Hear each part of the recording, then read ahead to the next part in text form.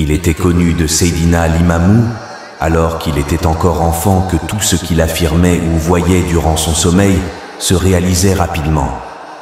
C'était une tradition, parmi les hommes de son milieu social, de voyager chaque année à partir de l'époque des moissons, jusqu'à celle de l'automne.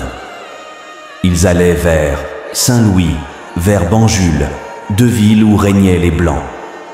Ils allaient aussi vers d'autres régions, en quête de fortune.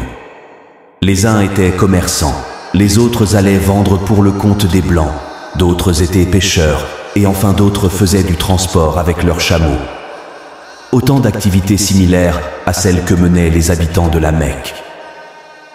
En effet, ils se rendaient vers les régions de la Syrie et du Liban, vers l'Égypte, en quête de fortune, exactement comme cela se faisait chez nous. Devenu majeur, Imamul Muntazar, fils de Al-Hassan, dit qu'il participait à ces voyages en compagnie de ses compatriotes, qui ne cessaient de voir se manifester en lui des phénomènes miraculeux, en particulier dans le domaine de sa force physique et de son courage.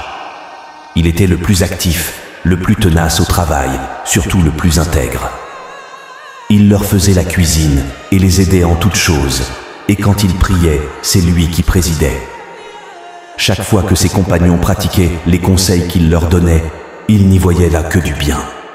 Il apaisait sur l'heure par ses prières tout mal qui atteignait l'un d'eux, et cela à leur grand étonnement.